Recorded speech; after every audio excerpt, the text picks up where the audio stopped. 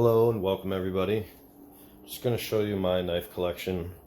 This knife collection is really only about a year old, and I've been buying things that catch my eye or I feel like are a good investment, or nice collaboration. I have a Strider AR 3/4 in the mail. I feel like it's pretty rare for Mick Strider and Medford to collab, so I figured I might as well pick that piece up while I can. Limited time, limited production, and it's basically what I got. So I got some customs and a lot of production knives. They're all pretty much stock. I haven't done anything to dress them up or anything like that, at least not yet.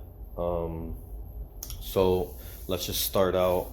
I have the Cold Steel Frenzy in S35 VN, blue G10 handles, nice big thumb stud.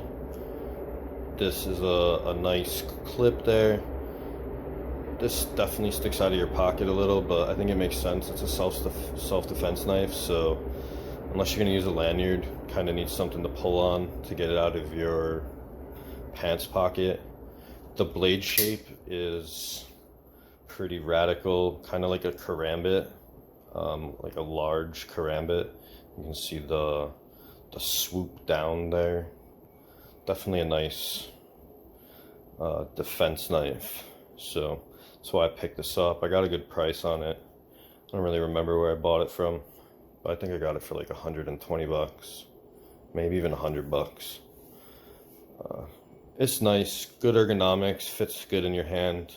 You can see the stock is pretty fat on the actual blade, but the handles, they're really not too much to handle. It's super smooth G10, cool milling, and it's like a combi G10, black and blue. Looks nice. So that's the back lock. You can close most Cold Steels if you rest your finger up under the front of the handle there and you just drop it. It'll always just hit your finger, and then you can just kind of close the blade. So Cold Steel Frenzy. The next blade I have is also Cold Steel. We're going to go over Cold Steels first, and believe it or not, this is kind of my everyday carry. And this is the 6-inch tie light. I have relatively large hands, usually like large or extra large gloves. I'm not the biggest guy in the world, but the knife is big, but it's light. It's like a 6-ounce knife. I'm a chef, so I am pretty used to using large knives, heavier knives, handling, pretty blocky knives. So when it got to like finally getting around to purchase folding knives, I wasn't like afraid to go all out, and I was kind of intrigued by some of the larger knives. Also purchased this for self-defense. This has a really, really smooth opening. It's big. You can see my hand. It looks like it's the size of my arm, but it's not. Let's see if I can get a better angle here. It's big. I like it though. It opens so easy, and I like the idea of that. It also has the basically like an Emerson wave. It's pretty cool. Get out of your pocket. It's aluminum handles, S35 VN. This cost me like right around the same price as the Frenzy. So, excuse me. This costs about $110 or 120 bucks. Struggling with some allergies. Sorry about that. Alright, before we get to the rest of the folding knives, let's just go over the few fixed blades I have that I purchased. have a more knife. This is the more expensive bushcraft knife that they made. They make it in carbon, and they make it in Swedish stainless. So I picked this up. I thought it was a good self-defense knife, number one. Good size, good ergonomics, comfortable, hard plastic handle. Good size blade, I think it's 4 inches. And Scandi grind, easy to sharpen up. I also love hiking, so I thought it would be a good knife to bring out in the woods. Comes with like a dangler or like a thigh strap sheath, which is cool. That's that.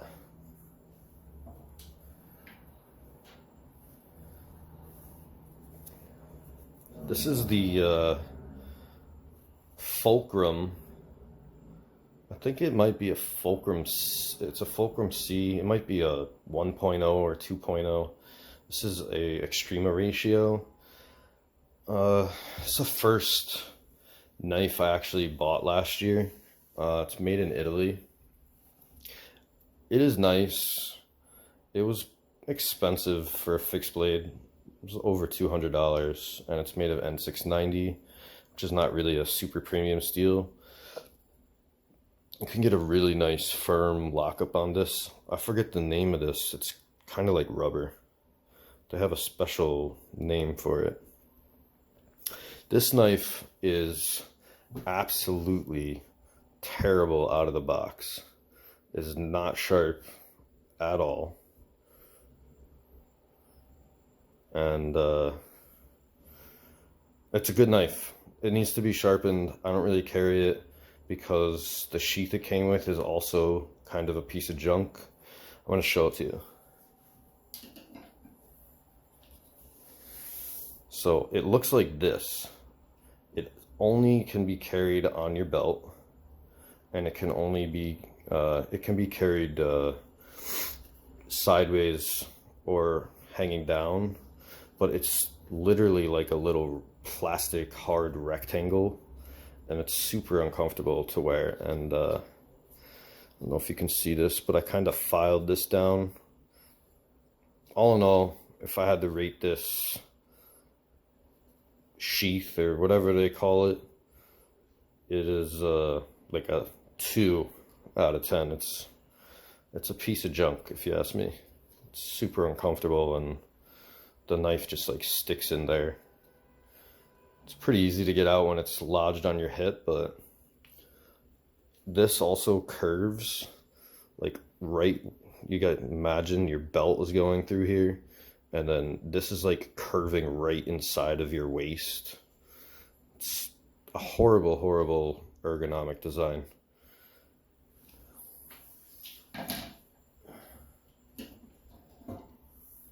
Next fixed blade is a Bradshaw. This is 3V.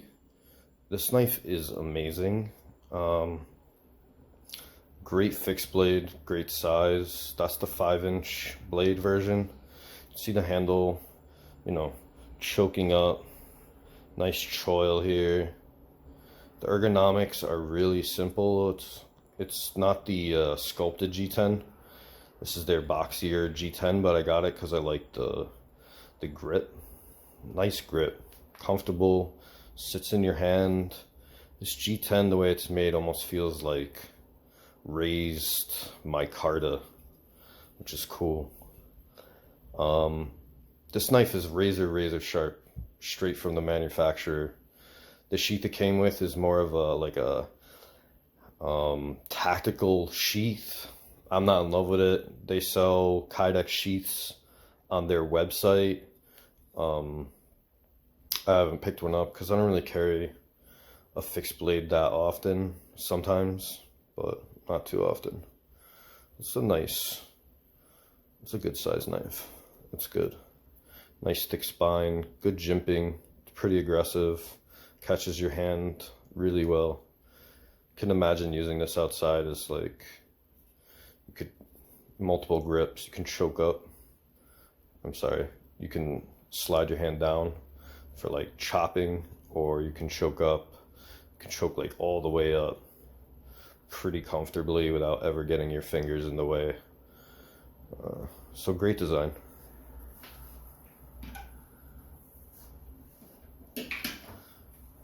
This knife is a DPX Hest. I believe it's one of their originals. And this came with green micarta scales. They're super nice. Milled out completely in the middle. The idea gets behind that from DPX. This is made by Essie, I think. 1095 steel. I wrapped it in paracord. Comes with a pry bar.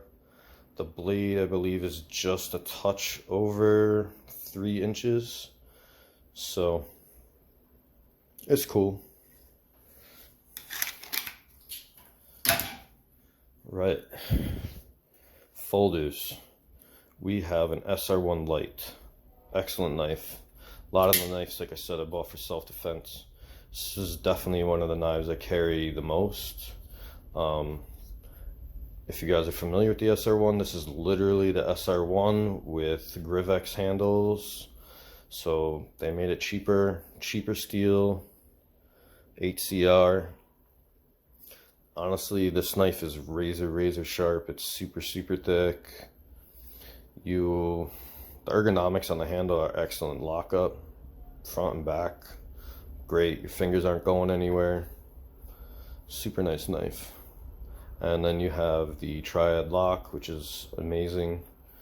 Basically, you know that this knife is not gonna like break down on you in any situation. And it costs like $40. Pretty sweet. All right, we got 8015. This is cold steel version. It's not a custom. S35. All black version. I waited to get this. This knife is very nice. Opens easy. Got the scorpion lock. I don't find it to be that fidgety.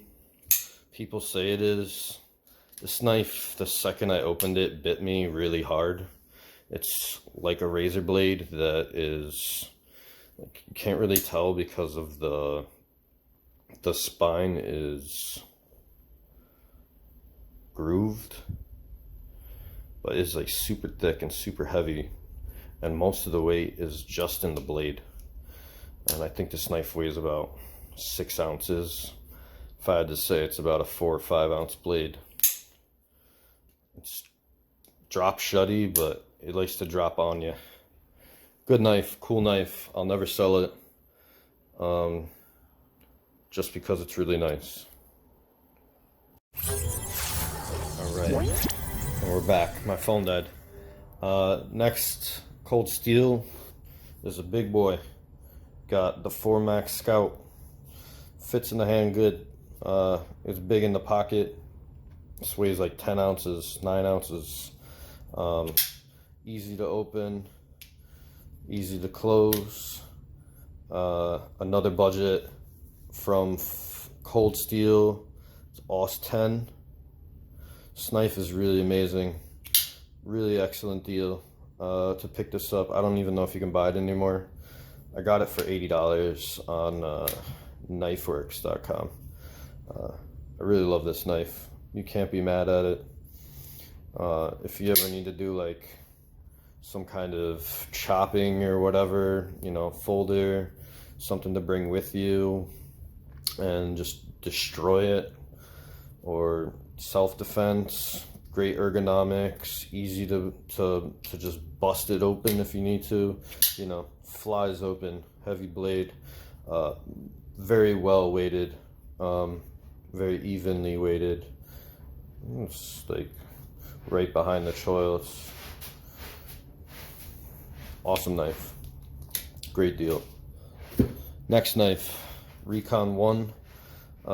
This is a must-have knife for most knife collectors, I would say. I hear people complaining about this G10, and you know, I mean absolutely no offense to anybody, but I can barely feel this. It's like smooth.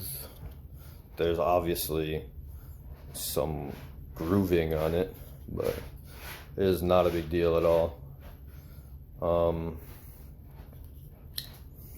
I can never get this knife to just like fly open. You can definitely flick it open. I've taken it apart a bunch of times, lubricated a bunch of times. It is bronze washers and Teflon washers. You can do a little, you gotta do like a little flick of the wrist. You can just bust it open. It's tough to do that on the camera there, but like a lot of times it gives you a hard time just flying right open.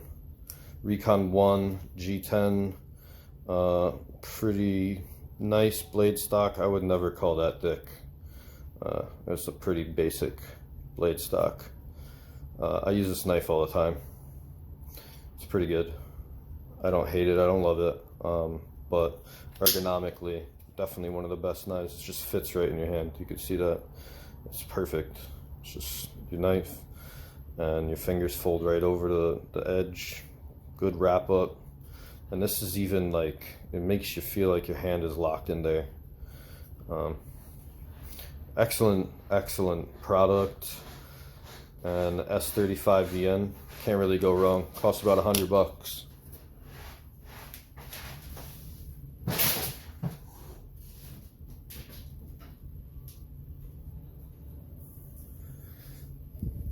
Next up, Reeve. This is a Inkosi with the Wharncliffe blade. I think they call it the, I don't know what they call the name of the blade. It's a Wharncliffe. So they have in single blade, I think is what they call it. I don't know why they call it that. This knife is absolutely phenomenal. If you're just getting into knives, or you're wondering, oh man, who the hell would pay $500 for a knife?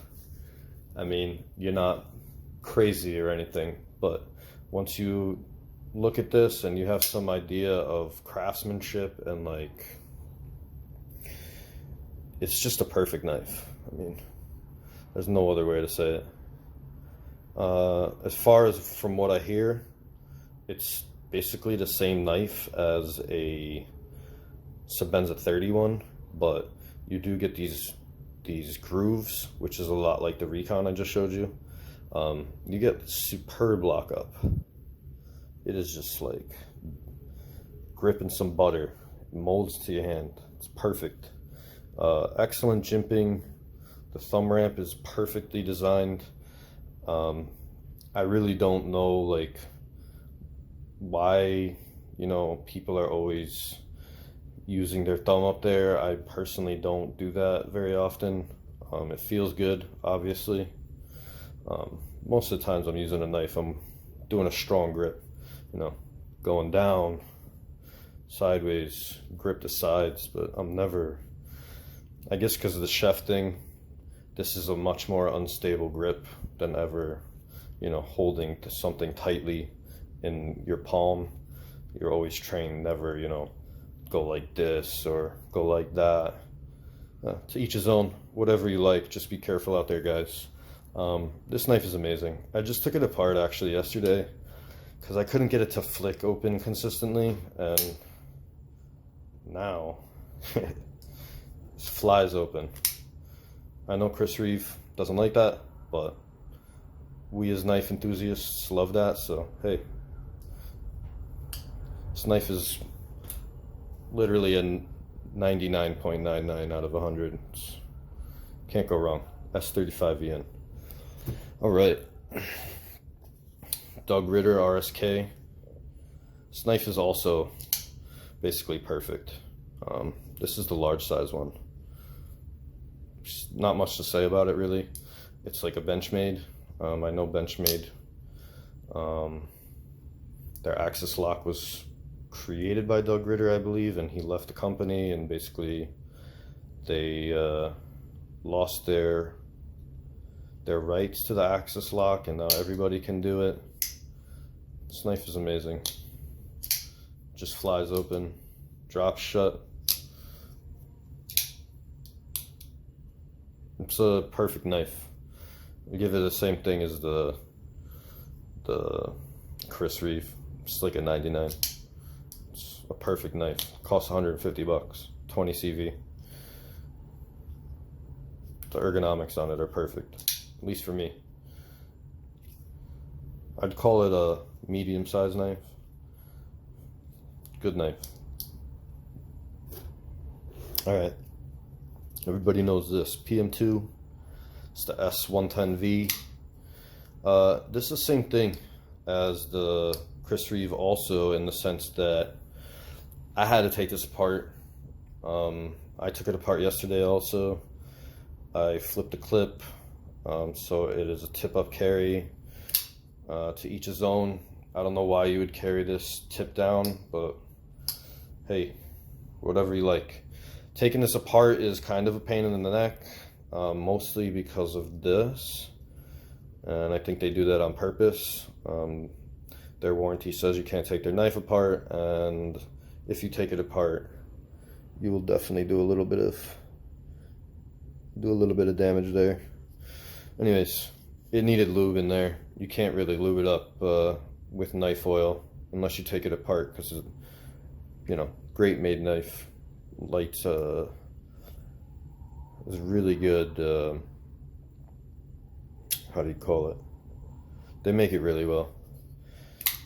You can't really squeeze any oil in there in between the bearings. I mean the phosphor browns. Jeez, sorry guys. Anyways, PM2, sweet knife. Spidey flick it, whatever. Use the lock, pop it open. It's not my favorite knife in the world, but I had to have it. This is like a little multi-tool, if you would. It's my only Civivi. It's just like a box cutter. It's super cool though. Damascus.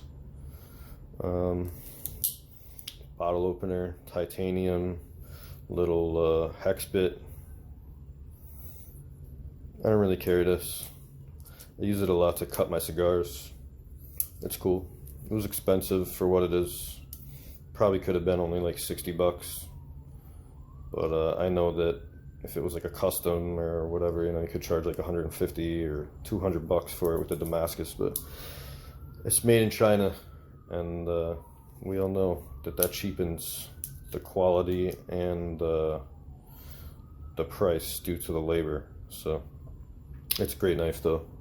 Little comes with 3 regular replacements. I think these are 8CR or 9CR. I think they're 9CR. All right, I'm gonna skip a few of these on that row, and we're gonna go just finish up with some of the lower end things, then we'll get to some of the higher end things that I got. This is a Delica ZDP 189.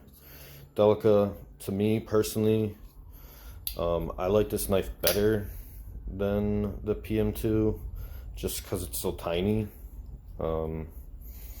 It's a nice little knife to just keep on your person. Great steel, nice knife, great ergonomics. This is their like smaller line, but I think it still fits my hand pretty good. You can see it's, you know, four fingers. You know, good knife.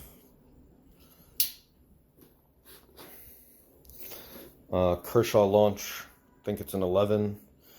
I had to get this. I don't really love small knives. I kind of like small knives, but they're not really like my favorite thing. This knife is CPM 154. Let's see.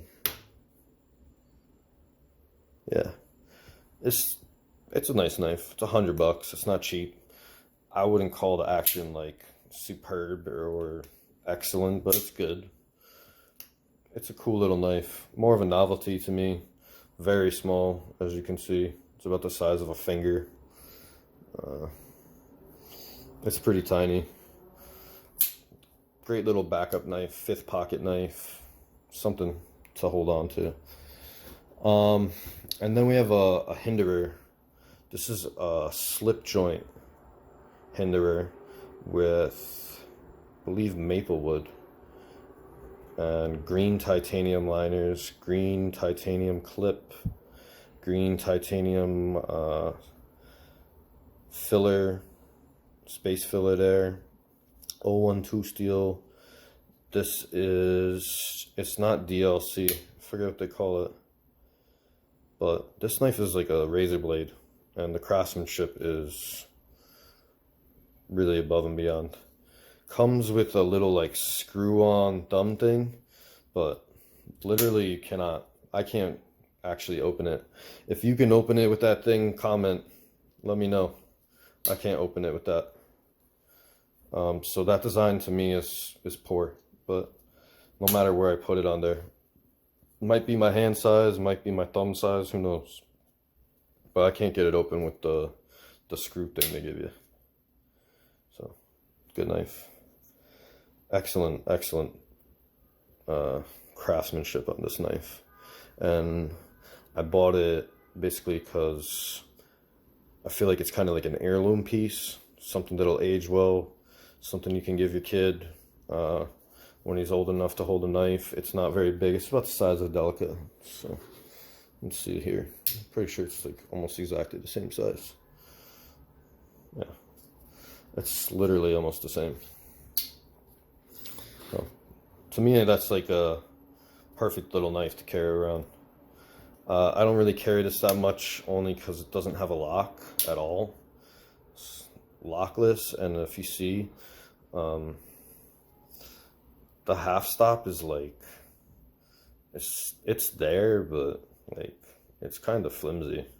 See, it pops, and then you get there, and it's flimsy there, and then it closes.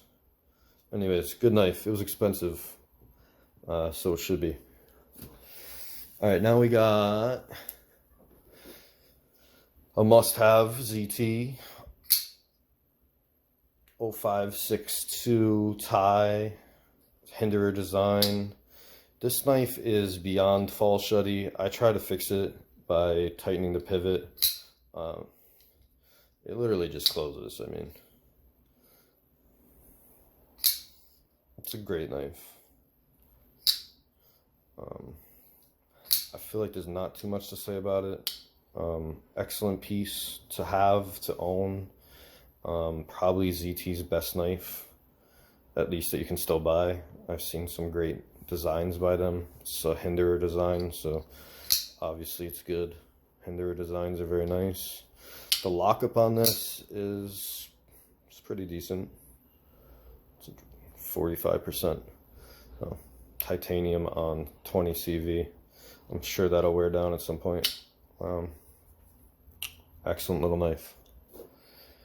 Alright, so this I just picked up, and this is an Andre de Villiers Alpha button lock S35 VN marble carbon fiber titanium flipper.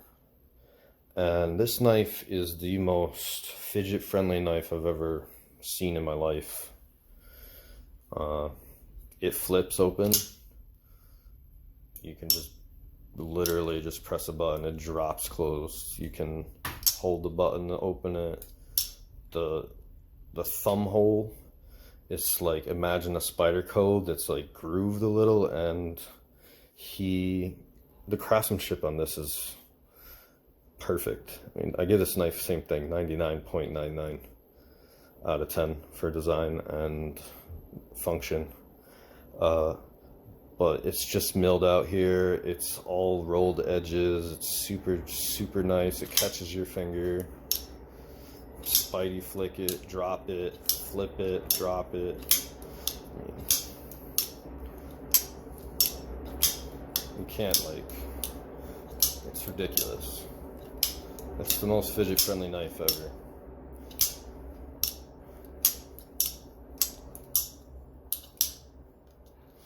This is a beautiful knife. It's a huge knife too. So I think that's like a 10-inch knife. The blade is 4.5 and the handle is 5 or 5.5. So you can see the Cold Steel 4 Max and the Alpha. I'm pretty sure the Alpha, they might be head to head there, or the Alpha might be a little bigger. So big knife, but